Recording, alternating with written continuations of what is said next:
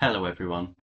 So today I'm going to be guiding you through how you can use our AuditSafe 21 CFR and GMP compliance software in combination with our SpotMap 2D software to be able to perform your 2D host cell protein antibody coverage within a 21 CFR and GMP compliant environment. Now, AuditSafe is not just limited to 21 CFR or GMP compliant environments. It can also be used as a collaboration tool, and it allows you to have multiple analysts all working on the same files, the same images, forming, the same analysis without running into the potential issue of writing over each other's data, deleting each other's data or anything like that. So it facilitates collaboration along with providing things like electronic signatures, audit trails, everything you need to satisfy the FDA that you've performed your antibody coverage assessment, in line with your internal validated SOPs, you've done it through a validated process, that kind of thing. So I'm not going to guide you through the setup of AuditSafe. That's a bit more technical, and I'll probably have a focused video on that. But I'm going to go through the process of what I would do if I was an analyst, and you'll see how AuditSafe tacks on to the standard SpotMap 2D workflow if you've seen any of my other videos, and how simple that can be. So the first thing we need to do, obviously, as this is a secure system, is kind of log in using our username and credentials to the AuditSafe system. Now, AuditSafe supports internal username and password combinations, but it also integrates with Windows Active Directory. If you have, a high-level IT network where you want to keep things linked to your Windows account, completely depends on kind of what the IT setup is within your institution or within your company. But a lot like to keep things as simple as possible. IT managers really like it that we can support Active Directory communication within AuditSafe. For me, I'm not on any kind of Active Directory network. It's just my laptop that I've got here in front of me. So I'm going to use an internal username.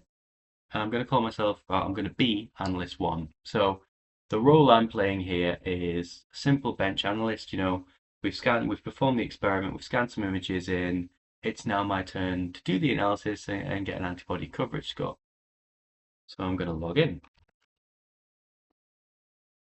Now, when I first log in, my screen's pretty much completely empty because the software is guiding me to either select an existing project or create a new project. Now, AuditSafe is quite special in that it can take in information that you've already got saved on your computer and process that in a compliant manner, but it can also take in the image directly from the scanner that you're using. The benefit of that mechanism is there's no gap in compliance, because if you do it the other way around, where you're selecting an image you already have on your desktop, there's no audit trail prior to you bringing it into the system. There's a gap between you scanning the image into your computer and you analyzing the image. Using AuditSafe's empty project workflow, which I'll probably describe in a separate video, allows you to close that gap. So there is a full audit trail from the second that image exists. It exists within the AuditSafe tracked environment. It's a huge security benefit to using this system versus kind of any other system. So yeah, if I want to create a project in kind of the less secure method using an image that I've already got on my desktop, because I don't have a scanner plugged into this computer to show that workflow, I would open up the navigation window here, and you can see I've got a couple of other, I did a GraphPad Prism integration video, it's on our YouTube channel as well. So that's why I've got these left here. Obviously I can't delete them, it's a secure system. I will click on new project, and this software will guide me through the creation of that project. So show anti-hcp batch 3 or whatever it may be, whatever your kind of naming convention might be. Because remember, all of these naming conventions are searchable within AuditSafe.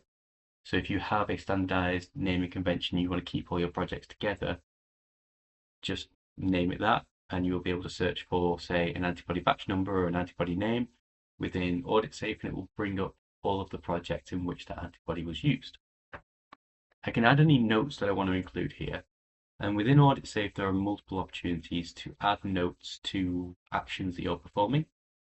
Now, they are optional, but they can be made mandatory using the kind of the back end, the settings to set up AuditSafe. And this is one of many opportunities where you can add things like, lot number of antibody, experimental things that happened, a reference to an SOP, any other documentation or information that you want to keep with your project and you think is going to be pertinent in 5, 10, 15, 25 years, however long you need to keep this information for. And then, of course, finally, we need to bring some image files in. So you can drag and drop files in here, or you can use the browse button, but they're 2D images that we can kind of go through the process together with. So I'll bring those images in and click on New Project, and I will create that project. You can see my audit trail is already building up here on the right hand side. I've got the date, I've got the timestamp, I've got my username appended to it here, and it's shown that I've created the project. That's the action that I've taken so far. I can export files from the system if I want to, and I can add any attachments. Now, attachments can be added at the project or revision level, and attachments are basically like attachments on an email. They are files that you want to keep alongside your project. Again, for the same reason that you might want to keep notes. So if you had a written SOP as to how you ought to perform this work, you can attach it to your project. So even if in 15 years someone looks back on this project and says, you didn't do it correctly, we use SOP 15 and this isn't SOP 15. Well, if at that point in time you were using SOP 13, for example, you can have it attached as a PDF to your project and say, well, look, you can't judge me by today's standards, but look, I used SOP 13. That's what we were using at the time. You have a copy of it here.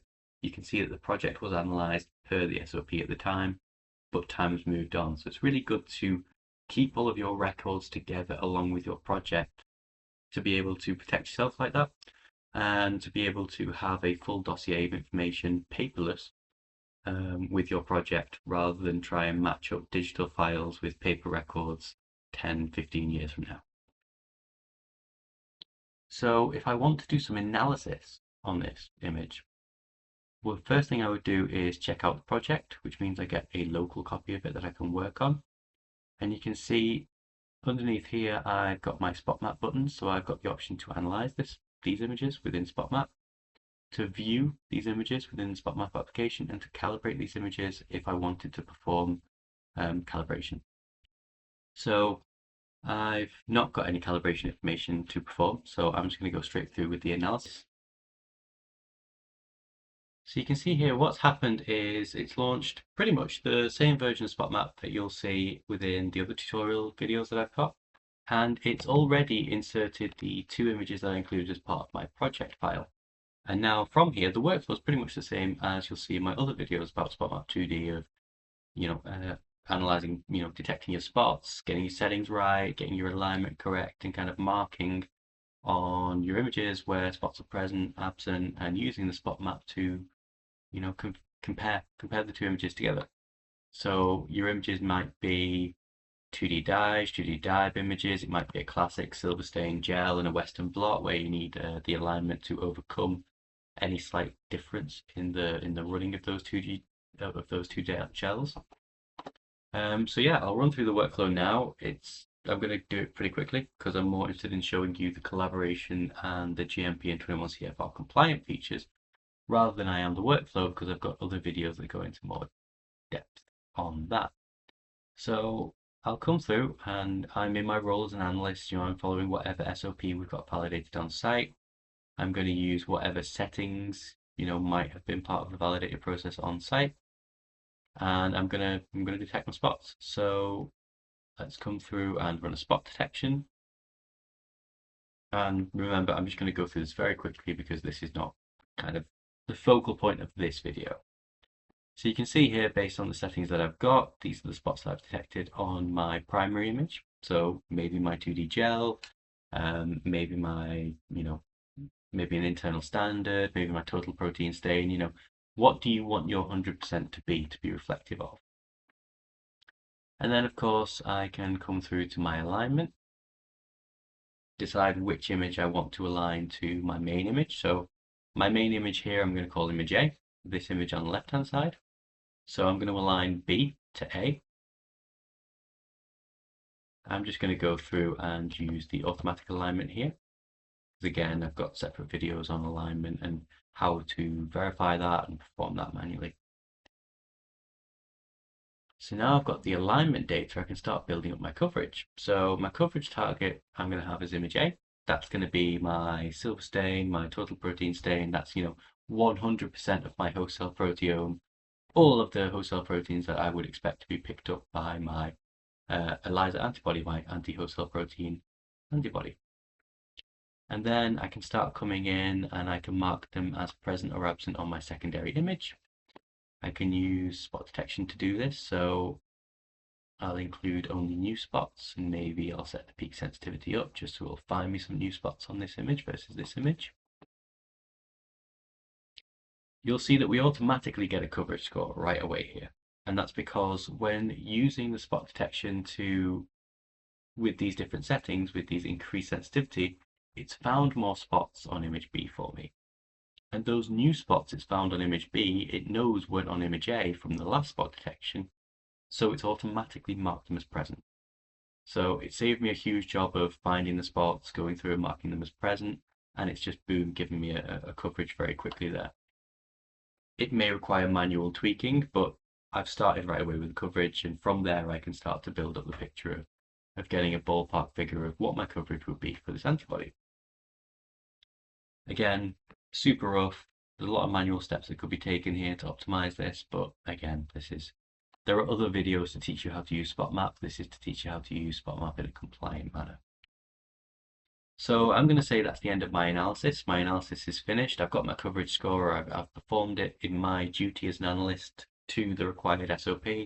Everyone's happy. So if I close down the SpotMap software and I save the changes that I've made, I can then commit these changes. And again, I have another opportunity to add any notes that I might want to keep with the analysis. Same rules apply. It's free text field. You can include whatever you want. If there were any areas of the gel or plot image that you weren't sure on, you can highlight those, because these notes will go with the project to whoever signs off the project, so your supervisor perhaps, the lab manager. So if there were any areas that you were unsure of, or you said, oh, well, the gel was a bit torn in one place, so I don't know if there's some spots missing, any commentary you want to add, you can include. It's mandatory within this step because of the settings that I've got turned on in the back end. So I've got to say, let's say torn gel right hand side, unsure of coverage within this section, for example. Just something I might want to raise to my supervisor when they're going through this.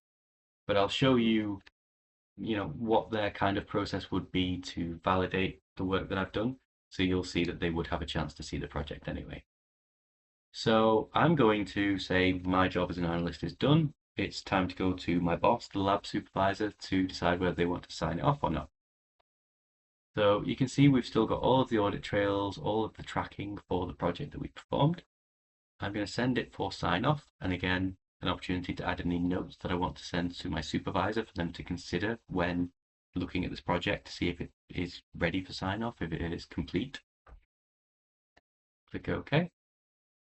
And for the moment, my work here from the analyst point of view is done. There is nothing more for me to do. I can cancel the sign off request, but I can't change any of the data now. It's stuck in a state where until it's signed off, I can't access it. I can't change it. So what I need to do next is simply log out and then log in again as my user that has the permissions internally to sign off projects. So lab manager, my boss, as an analyst, someone higher within the food chain than I am, someone that has that permission and that authority within my lab or my institution. So I've named this account sign off. Does exactly what it says on the tin. And I'll log in as them, and I'll show you how the sign-off procedure works, and how that workflow exists. So once I'm logged in as the sign-off user, I can come through to all of my projects that are sat in an awaiting sign-off state. And you can see here, this is the project that I released earlier by Analyst 1, and you can see that it includes front and center all of the notes that I added to that project. So if I'm coming in and logging in as someone ready to sign off this project, it's immediately obvious that, oh, there's something I need to check on this project. Visually, I need to go in and have a look at this data because there's something a bit unknown about this data. It wasn't an easy one. So the options I have here for inspecting and viewing the project and the data are, I only have the option to sign off the project, reject the sign off, or cancel the request directly to send it back to the analyst. Rejecting the sign off also sends it back to the analyst, but that would then include a rejection on the audit trail, so that's quite important. There's a difference there. To be able to view the data to see what the analyst was talking about in the torn gel section, I actually have the ability to check out a read-only copy of the project. And that means I can view the project within the software exactly as the analyst left it, and I can't make any changes. And this is really important in terms of security and collaboration. The analyst knows that I can't change anything to do with my project. So if I as the sign-off person signed off a project and the analyst came along and said, well, that's not my work, that's not what I sent, there's a difference there with my name attached, so I'm not happy with this. They know within the bounds of this system that's the only way that it could have happened. If you have a system whereby you send a project for sign off and they can open the project and start editing it and playing with it, they could then sign off a project that misrepresents the analyst's work. So you can have a discrepancy, you can have, relationship problems on site if that kind of thing happens, where you say, look at what you sent me, it's rubbish, and the analyst says that, well, that's not the version of the work that I sent you, that's something's changed here. When a project is in a request sign-off state, it can't be changed. It is what it is, and you have to accept or reject that work exactly as it is. So say I'm the sign-off worker, I'm the person designated with the role of signing off projects and making sure that they were performed as they should have been. I can check out this read-only copy of the project. Give it a second to load up. And it will put me into the software exactly where the analyst left off. So I can view it within the software and I can see, we've got 68% coverage. This is where all of my spots are. I'd see all the manual spots. I see the data exactly as it was left, but I can't do anything. So if I delete all these spots and things, it's simply not going to, if I try and save those changes, it's simply not going to work. So I'm not going to bother trying because I know it won't work. So I can return that read-only checkout, but I can't commit it as a new revision, as you saw there. I can automatically kind of export an analysis report. So if I click this, I'm not going to do it because they'll just pump out a load of PDFs. It'll take quite a while. It's not going to be great for a video. And it can also, if I had performed calibration as the analyst, it would also export a calibration report as part of that. There's no calibration information for me to export, so I can't really perform that right now. But you can see that I sign off as part of the audit trail for this revision of the project. It said that, I've checked out a non-editable version of it. I've had a look basically at the project, at the exact data and the way it was set up. And let's say I'm very happy with the way it was performed. It, was performed as per the SOP. Everything's been done right. I agree with the coverage score that came out. I can then return this copy and sign off the project. And of course, again, I get the chance to add any notes.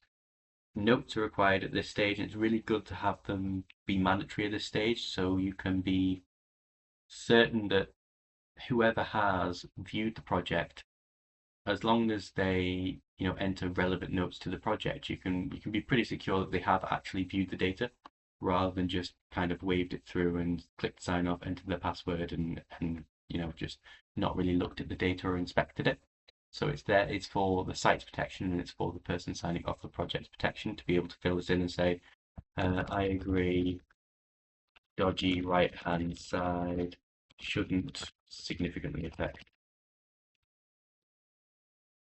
coverage though. So I, as the sign-off person, as the senior member of staff, I have inspected the images. I agree with their assessment that there may be some spots missed because the gel was torn on the right-hand side, but overall I wouldn't expect that many spots to be there, that it would drastically change the coverage score for this antibody, so I'm still happy with the coverage score that I've got, if that aligns with what is accepted on site.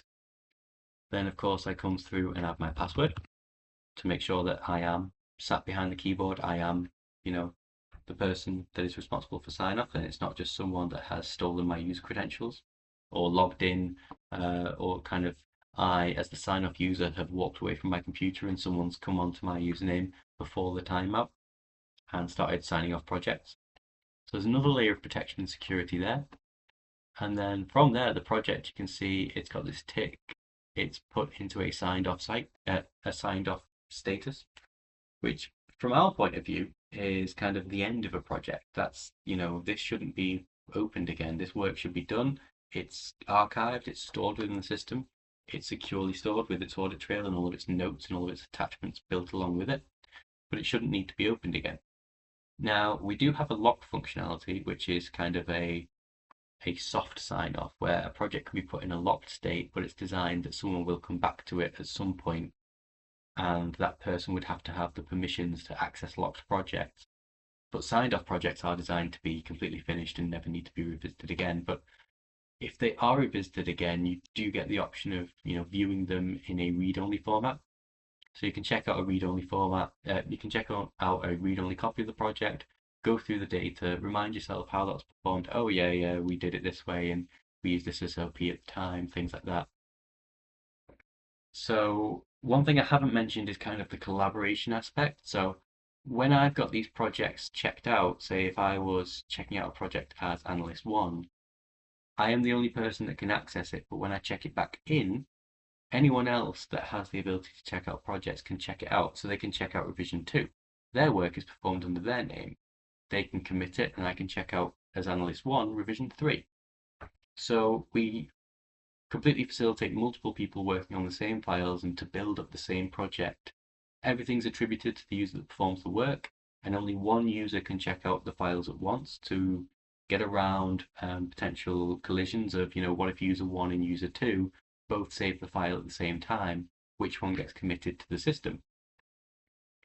So that's how we handle collaboration within the same files. That's how we handle it securely, reliably, and within the spirit of 21 CFR and GMP compliance, of course, with full audit trail and electronic signatures where appropriate. Of course, within the normal SpotMap, the non-compliant version, you can, of course, have a similar system whereby you have a network drive on site, and that's just, simple IT, multiple people accessing files. That's a pretty solved problem. It's nothing new, it's nothing revolutionary to be able to kind of have one person open one and then the other person come in and open it again.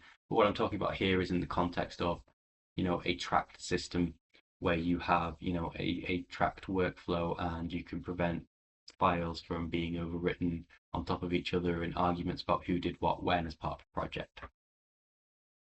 So that's a quick whistle-stop tour of, the collaboration of our AuditSafe compliance software and our SpotMap 2D, host cell protein analysis software for 2D images.